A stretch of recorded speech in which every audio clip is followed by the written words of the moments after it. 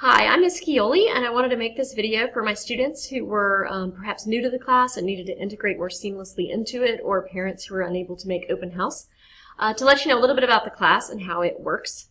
I've been at Leesville Red High School since the school opened in 1993, and I've always been teaching American history at some level, so hopefully by now I know what I'm doing, and I sure do enjoy my job, so that's probably the most important thing you need to know. This class actually encompasses time from 1877 to the present, and I teach the North Carolina Essential Standards as well as the Common Core Standards in reading and writing, and I also integrate 21st century skills, and these are the guiding documents for the course. Each unit starts with a packet. The packet's first page is the test review sheet for the test. The second page is vocabulary words we're going to learn in the unit as well as their definitions. And then what follows after that is usually graphic organizers that students complete while they do their homework. That helps them understand the key concepts of the class and how they're related to each other and how they progress in time. Their packet is the basic information they need to study to be prepared for the test. I also teach a skill in each unit, and these are the skills we're going to be learning at the beginning of the unit and will be reinforced throughout the unit and then assessed at the end. And homework is a little different in this class. In 2013, the state legislature cut our textbook budget, so I'm unable to have a textbook for each student. So what I decided to do is move my lectures to YouTube, and most nights students watch a 15-minute lecture of me teaching, and my channel on YouTube is Angela Scioli, and they complete a graphic organizer in their packet that helps them retain the main ideas from the lecture. And I text this out on a daily basis on Remind, using the Remind app, so that everyone knows what page and what lecture they need to use to complete their homework. The daily Remind texts look like this. It basically shows them the agenda from the board and also the homework assignment as well as the learning statement. So any student that's absent chronically or absent at all, these Remind texts are basically the key to making sure that they keep up with what's going on in class. The directions to get this are at angelascioli.com. That is my website. If you or your student will just click on American History 2, it'll tell you how to get the text reminders for the specific period the child or the student is in. So that's the key way to keep up with what's going on in class if you are present or absent. I do dock phones in my class each day. Students can put their phone in this docking system and charge it throughout the period. It keeps them focused in class and also allows them to have a fully charged phone when they leave. This is optional. It's also secure. The closet door does close, and I'm the only one who opens and closes it. It's also rewarded and recorded. And if you'd like to see if your child is docking their phone, I can help you obtain the code you need to follow that on Class Dojo. But in general, I find that it leads to a lot greater level of focus in class. Students sit in executive teams. They sit in a team each week, and they have jobs as a part of that. This is a means by which I am able to help kids meet their 21st century skill goals.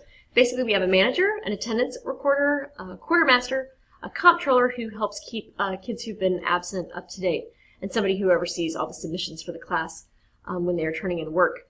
I tend to move these groups around on a weekly basis if need be and try and put kids together who have similar motivation levels and organizational skills. But it takes me a little while, a few weeks sometimes, to get the perfect mix of students.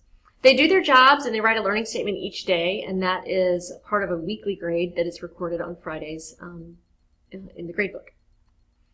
Students do current events at the beginning of every class. It's a part of how I help make sure that they're prepared to be voting citizens at the age of 18. They need to do 3 of them a quarter, and each one is worth 5 points. So they're looking to accumulate 15 points of current event credit throughout each quarter. What they do is at the beginning of class, each executive team takes attendance, check their desks, talk about current events.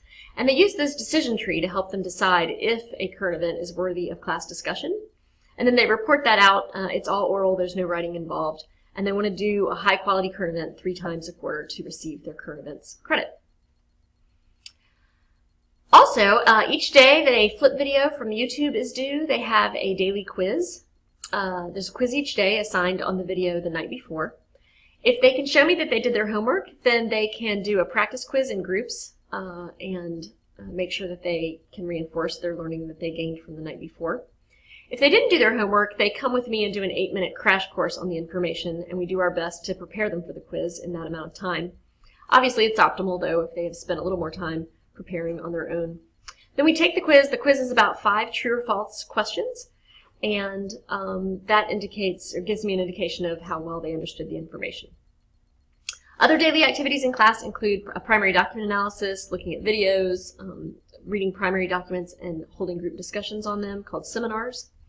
As well as doing research, they will do at least one research project a semester. That's mainly in which they take images and explain and unlock their meaning in terms of how they relate to history in class.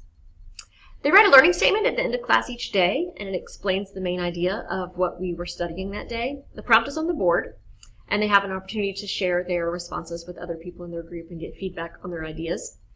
This prepares them to do the constructed responses that are part of the final exam. I do collect one from each group each day just to give me a sense of how well the students are meeting their learning targets. And if I see that they are struggling with concepts, then I reteach them the next day. So to prepare for an assessment, they need to study their packets, and it might be, the packets I feel are particularly well suited for visual learners, but if they're an audio learner or a kinesthetic learner, they might need to transform those documents into something that will be more memorable for them according to their learning style. Then I created a PowerPoint that's available on my website. It is a question and answer PowerPoint that leads them through a scaffolded review of the material that they need to know. Notice that I'm saying they should study first and then do the review PowerPoint, not use the review PowerPoint as their sole means of review. But if they can study their packet and then have a high rate of success on the PowerPoint, they should be prepared for the assessment. Unit tests are typically multiple choice. They usually have some quotes or documents to analyze on them. Essays, cartoons, constructed response, a variety of different test items to allow them to show their knowledge. We also have some benchmarks created by the department all along throughout the semester that make sure that all of the American history teachers stay on approximately the same pace and cover the material in the same depth. We also make the exam together, and that also holds us accountable to have a certain level of similarity between our courses. Students can do test corrections if they get lower than a 70 on their test, but they have to meet the following criteria.